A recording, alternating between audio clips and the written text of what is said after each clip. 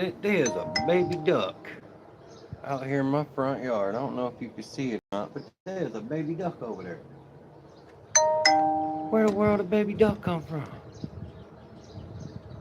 I'll be right back.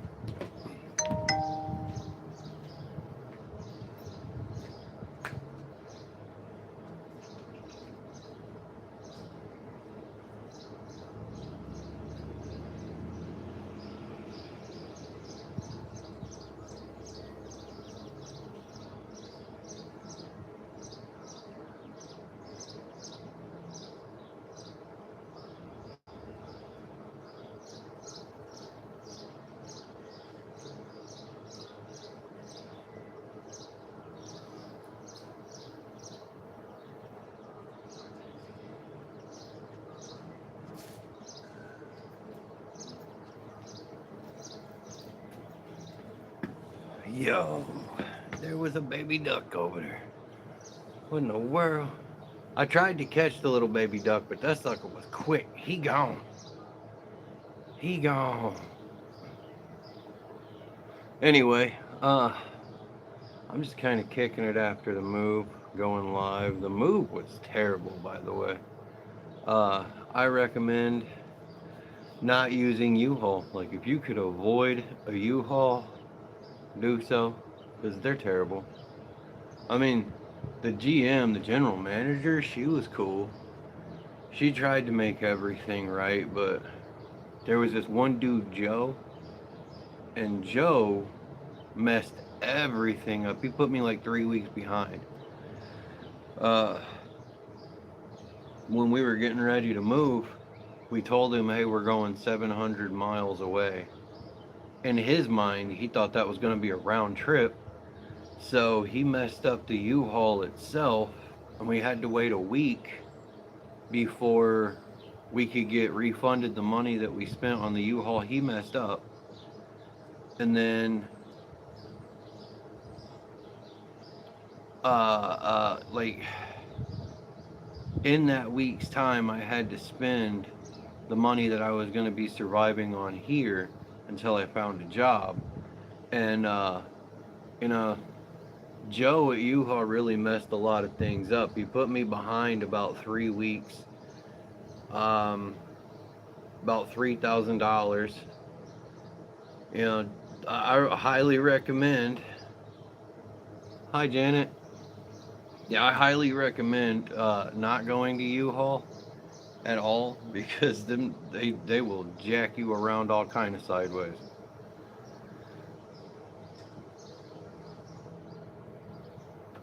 But we finally made it. We're out in Arkansas now. So now my biggest issue is getting getting my license changed over to the state. So that's going to take a while. And also, I got another YouTube channel called Reaper's Grind. Go on, head over to Reaper's Grind if you can, and subscribe there because I'm gonna be doing some hillbilly stuff with my cousins. I just have to get acclimated to the state. I lived here as a kid, not in this specific town, but I lived in Arkansas as a kid, and there's 8 cousins that I know of that'll be like right there. No, Janet, I don't know Arabic. I know some, but not enough to have a conversation.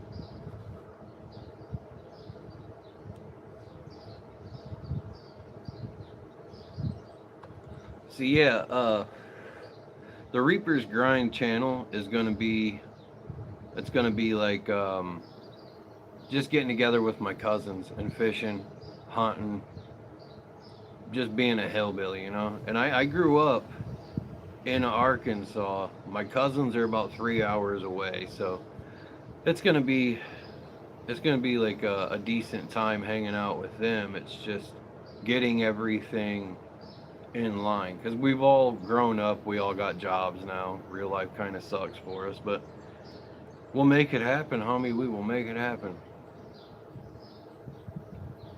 No, I am not a Muslim. I am a Christian. And if that's a topic you wanna pop in on, we can talk about it. But yeah, I'm Christian. I believe in Jesus.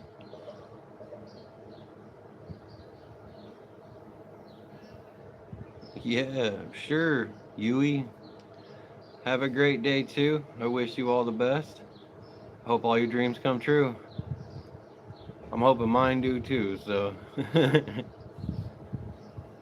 but yeah, whatever you guys want to talk about, bring it up. We'll talk about it. Like for me, growing up Christian, I don't know. I got a whole mixed feelings there. Those eyes, what's up? I'm doing well. How are you? Uh, see, I was physically abused in the church. Like the preacher himself would just walk by and smack you, or try to choke you out, or whatever. And I grew up not liking the church, and especially in the old order Pentecostal, they're brutal. Like you can't watch TV, you can't listen to the radio. If it's not a book that the school approved, then you can only read the Bible. You can't wear short sleeves, you can't have tattoos. All those things are going to send you to hell. And they were so strict. It was like Amish, but with electricity, and we were a little bit cooler. But just their view and their push on what they believed, and their religious aspects of things, that pushed me farther away from God than it did me any good. It wasn't until I became older and I went through some hard times in life, and we will talk about that. But I went through some pretty hard times in life, and when I got older, I came to God myself. I didn't go to a church to find God. I came to God myself. I had an encounter where it was in a dream. He came to me in a dream, and it's one thing for your body to be scared. You know what adrenaline feels like. You know what fear feels like. But when your soul is terrified, that's a different feeling. And in the dream, I knew who I was in the presence of.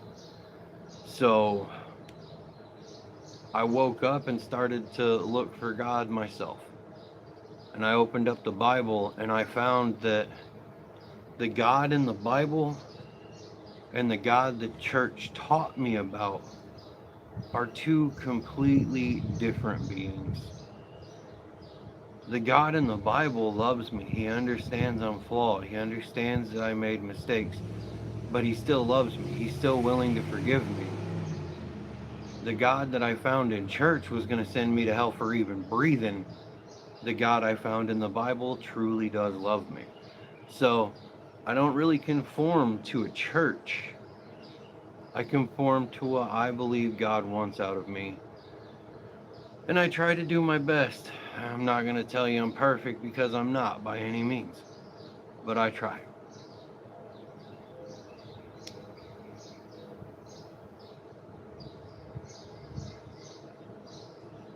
Could you speak a few words in Arabic, or tell me what you know about the language, or even just introduce yourself in Arabic? I'm an Iraqi Arab, and I speak Turkish, French, and Egyptian. See, I only got English and Spanish, yo. Me entiendo español. Like, I can speak Spanish. As far as Arabic, I think I got uh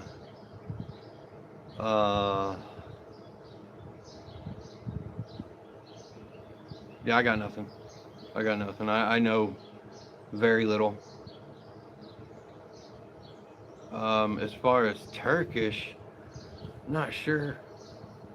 I don't really know how to speak Turkish. I know marhaba, like hello. And those eyes, really sorry for your experience. I'm glad you gave yourself a second chance. God doesn't disappoint ever. You show right. You show right. I'm gonna follow. I'm gonna follow God all the rest of my days. I found out that my way of doing things was not really the greatest. Wasn't the greatest at all. But God's way of doing things might be slower paced, but it really gives me a chance to take in the perspective of things. I would like to I would like to see my old pastor though, from when I was a kid. I would like to see him and shake his hand and have a long conversation with him. Really would. But anyway, I'll be right back. I'm gonna go grab a Mountain Dew and probably a cigarette or something. So I'll be right back. Enjoy the view of my backyard.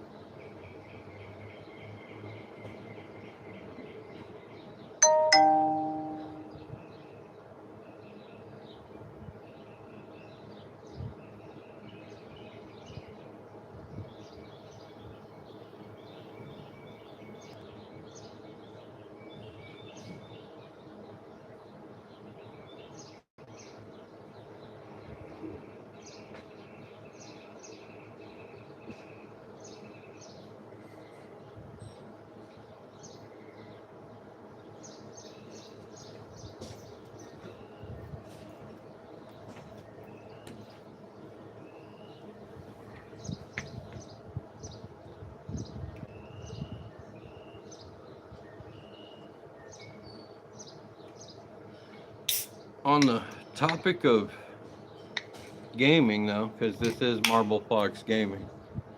On the topic of gaming, you can play this on mobile. It's called Rise of Kingdoms. I've been playing it for a hot minute.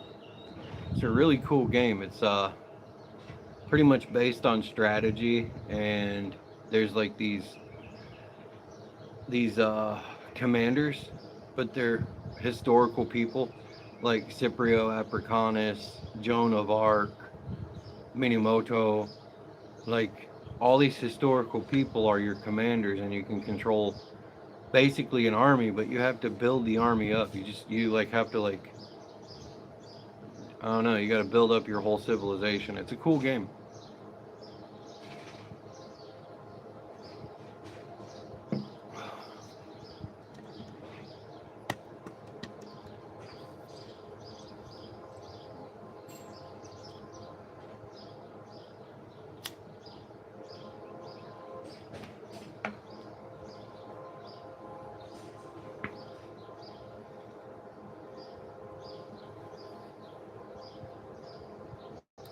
Nice quiet day. I wish I had a fishing license, because if I did, I would be fishing right now. I got to get my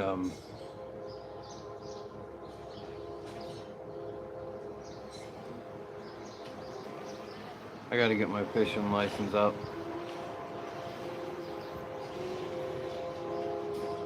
Oh, Janet says I'm very rude. How am I very rude, Janet?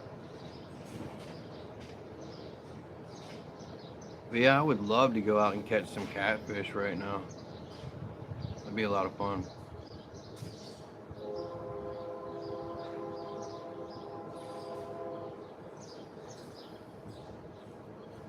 I don't know. I guess I got used to the heat. Like Arkansas really is pretty hot, but I got used to the heat growing up out here. Like, it doesn't really bother me. I'm in the shade right now because if I was out there in the sunlight, I'm pretty sure it would be a lot hotter than what it is where I'm sitting.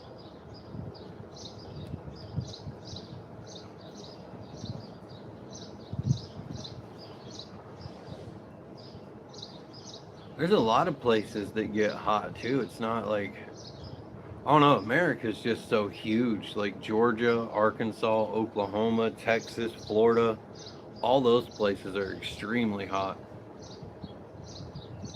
Like in Arkansas, you pretty much have desert, farmland, mountain, swamp.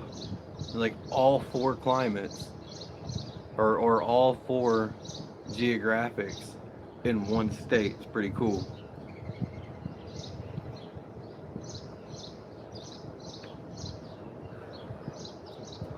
Oh, Arizona's that dry heat. Arizona's some ooh wee. Out here in Arkansas, it's like humid. It's swamp heat. So like you walk outside and it feels like the air itself is just taking your breath away, like breathing through water. Arkansas's humidity is thick.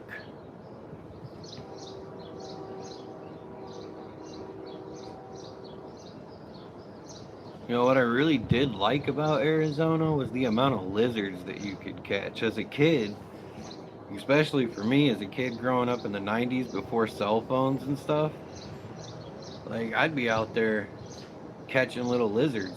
And there's a whole bunch of crazy looking little lizards out there. Same with Florida. The terrible part about Florida is that you can't keep them lizards out of your house.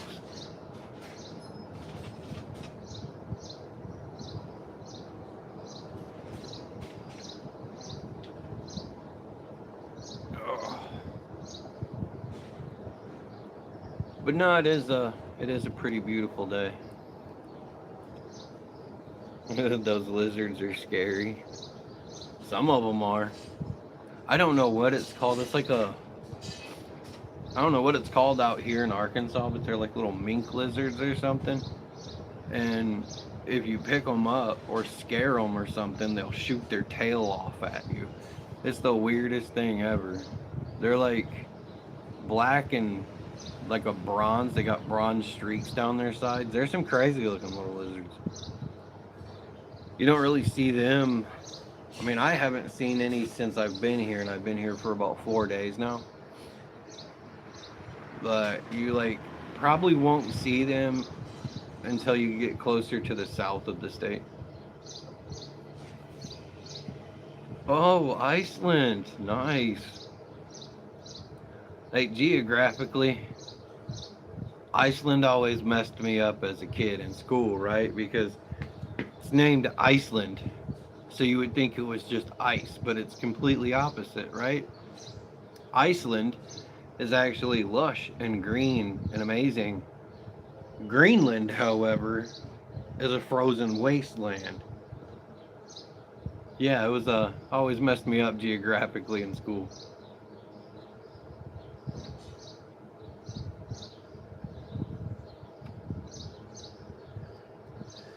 Oh, dude, 10 Celsius. I'm not sure what the calculations are. You'll have to Google it or something and let me know because I off my head I don't know. But for me right now, it is 98 Fahrenheit. So I'm not sure what 98 Fahrenheit is in Celsius. You'll have to check that out and let me know.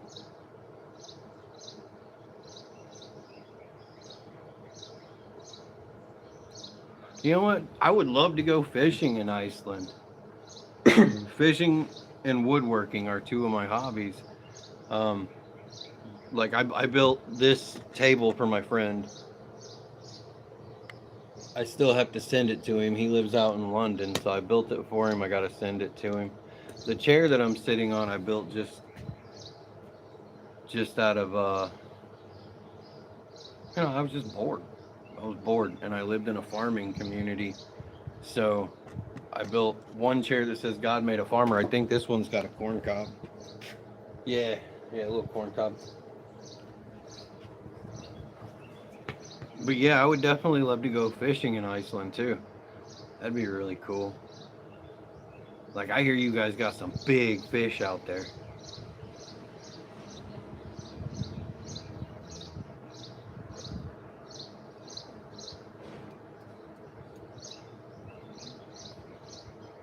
I'd like to try some of the Icelandic food too. Like, uh, yeah, yeah, woodworking and fishing. Those are my hobbies.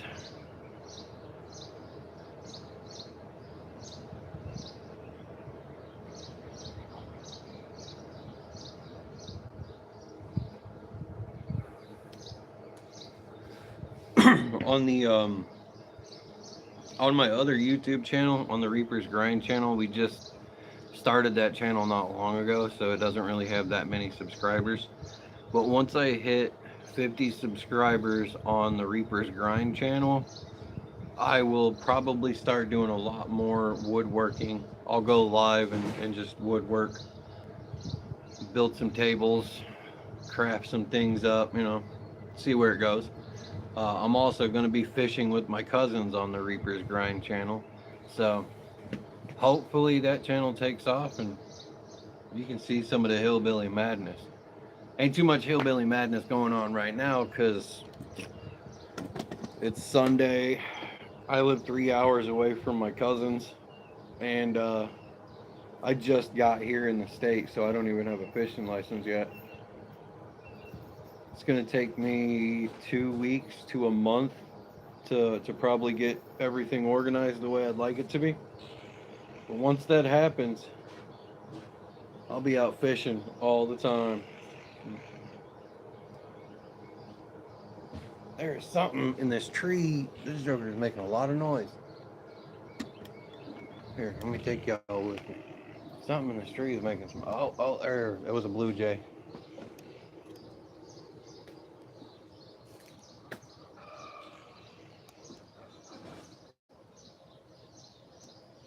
Yeah, it was a blue jay. It's loud too. Lord, he loud.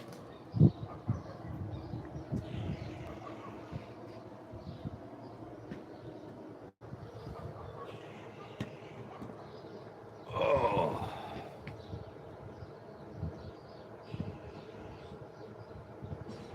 I'd like to go to the lake. What about you guys? What are you doing for fun? You know what? No, I'm not in Florida. I'm in Arkansas. I'm right above Florida.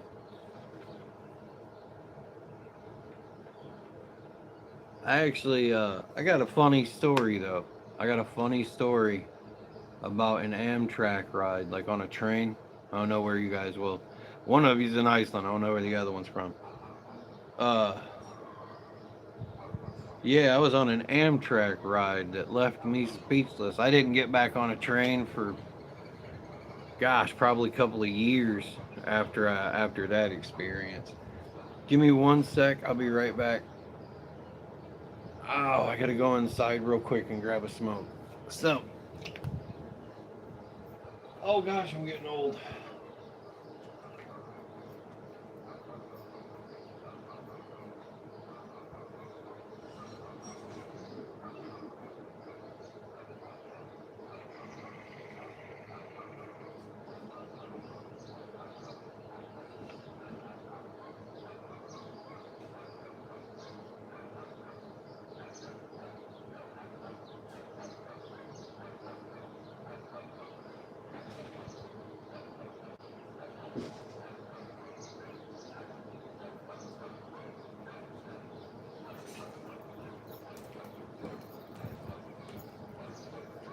Ta-da, I'm back.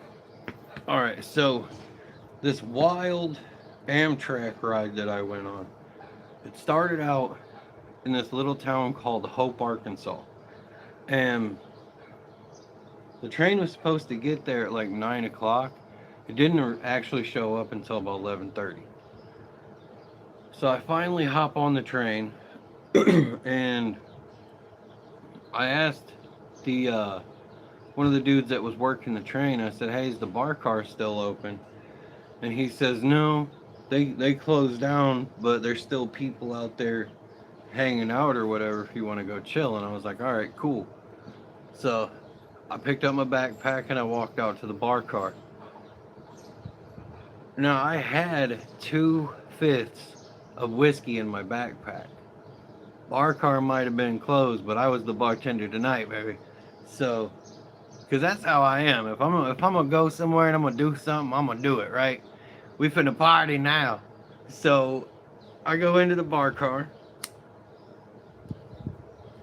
I sit down, introduce myself to a couple of people there. There was a there was a gay guy, a Mexican dude, a little chubby girl, and this redneck, and they were all just having a great time with each other. So I pull out a fish and I crack it open and I just start pouring shots for everybody. And we're drinking and having a good time.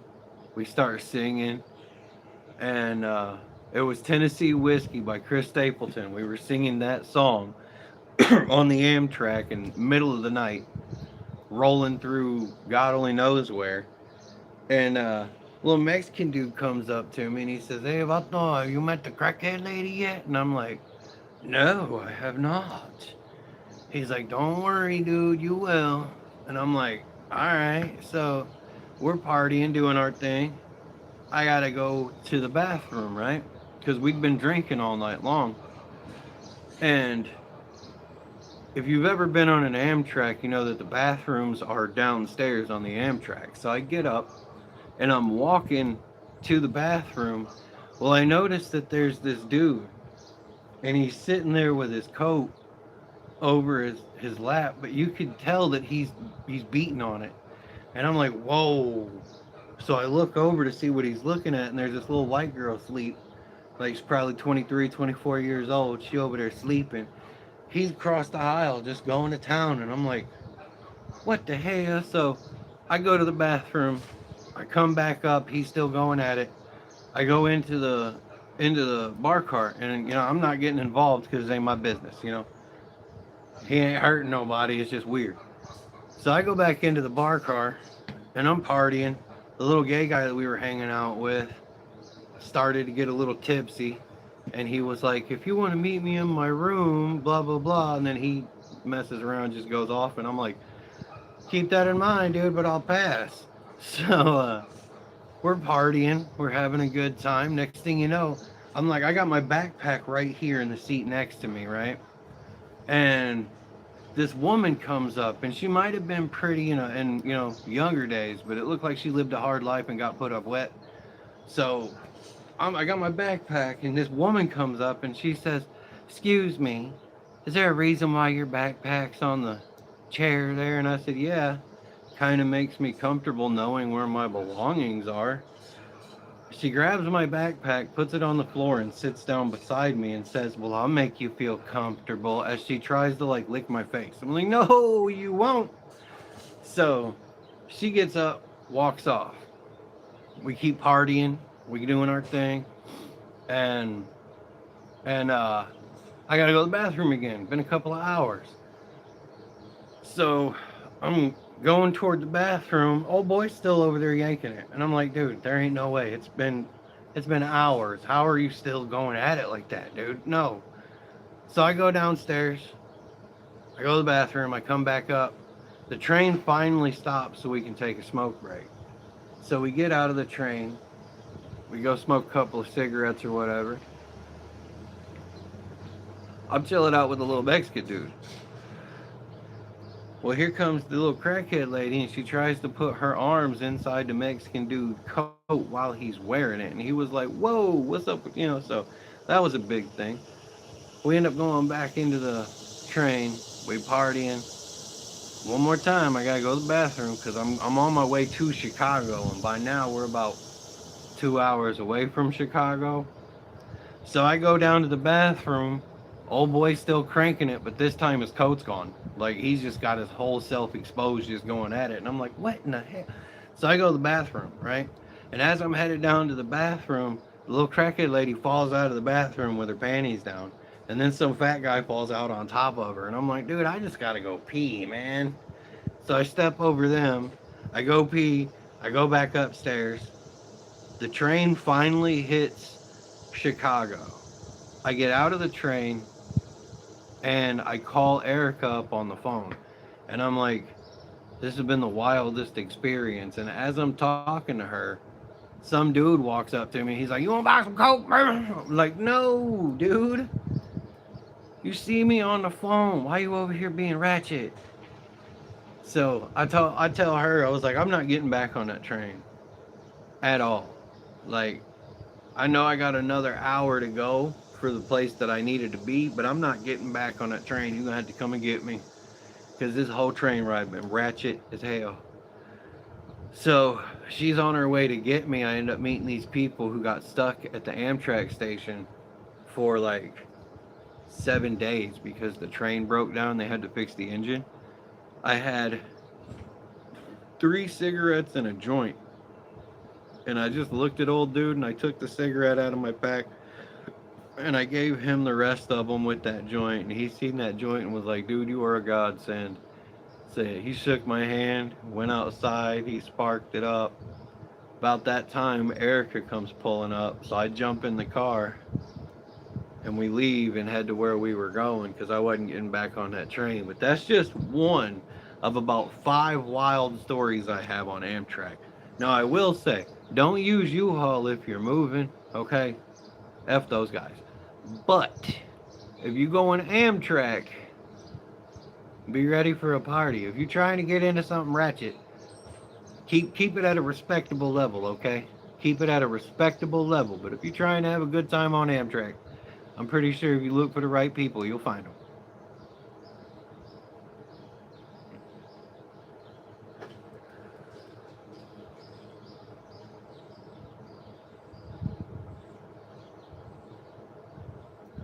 Sound like somebody awake in there.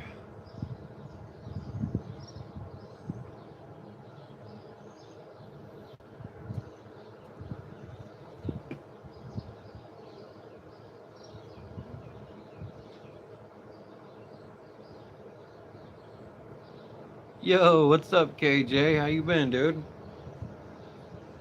I'm living the dream. I just moved to Arkansas. I left Chicago, moved out to Arkansas. RAF, dude. Amtrak is a decent little party, bro. Just make sure that you schedule your trip for a nighttime ride. Don't schedule it during the day. Schedule a nighttime ride. That's when the parties start.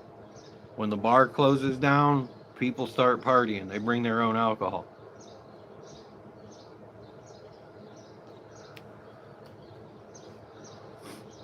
How you been, KJ? I haven't seen you in forever, dude. You good? Oh gosh, I'm old.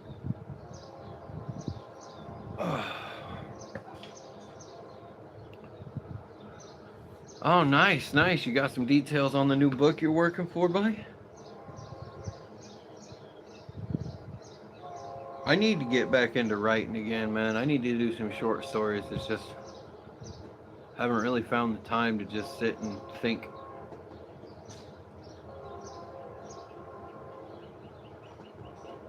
Most of my stuff always ends up like post-apocalyptic. Um, if you check out the YouTube channel, you can see where I've been playing Grand Theft Auto 5, but everything's changed. The NPCs are zombies, and the players like you and me are real survivors. So you got decayed buildings, rusted out cars. Like you have to check the videos out, but it's been a fun time playing that.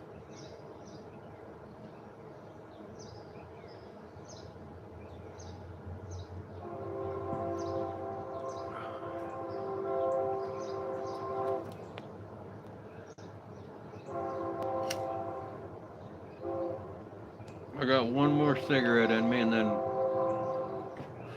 I'm gonna have to go get the day started. It's already 10:30.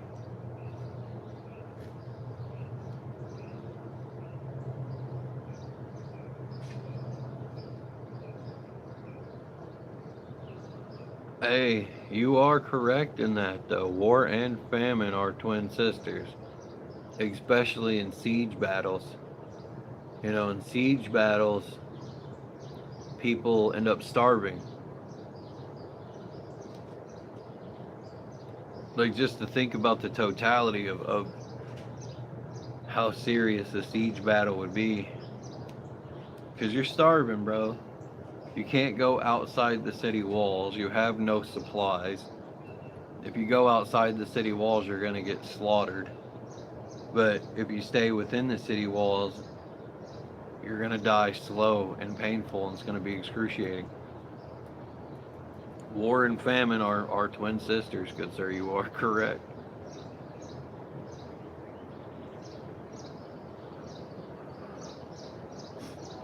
I think about, when it comes to stuff like that, I would think about like Salahuddin versus Richard the Lionheart.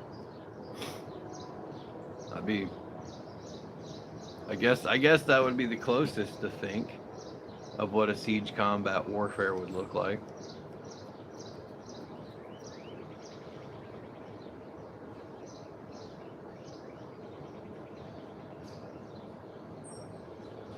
I'm still kind of tripping as to where that baby duck came from.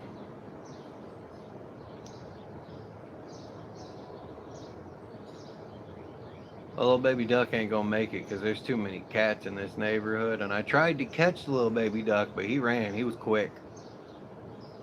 I just want to know where it came from. There's a little baby duck. Where does that sucker come from?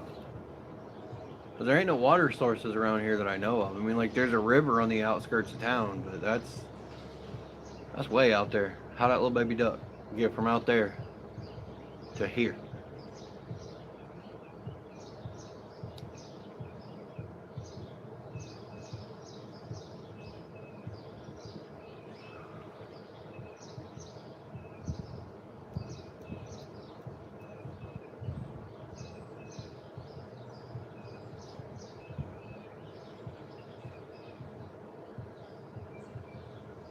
Hey, sounds like it's gonna be an interesting book. It sounds like, giving each of these things personalities is kind of like Animal Farm maybe. That sounds like a pretty cool idea. I always like I read a book the other day. It was called The War Horse. It was real short. It was like 200 pages. I read it in the span of like 4 or 5 hours maybe. But War Horse was an awesome book, and it was told through the perspective of a horse, right? Like, you have no concept, no idea of what human inventions are.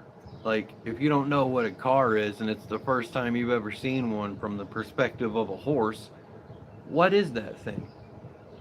It's a car to us, but horse don't know that. To a horse, that's just a loud chunk of metal.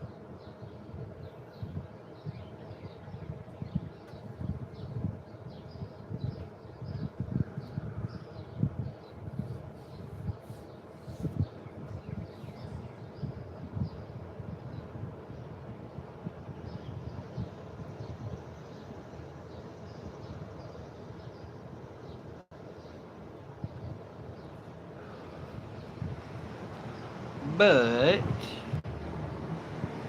anyway, I don't know how to end a live.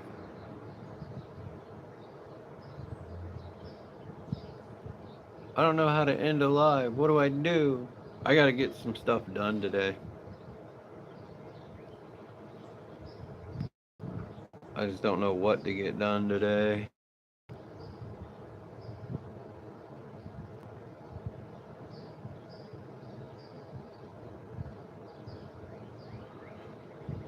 So anyway, I'm gonna try to sign off and get up out of here. Y'all have a good day.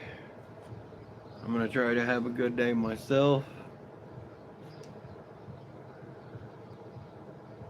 We out of here.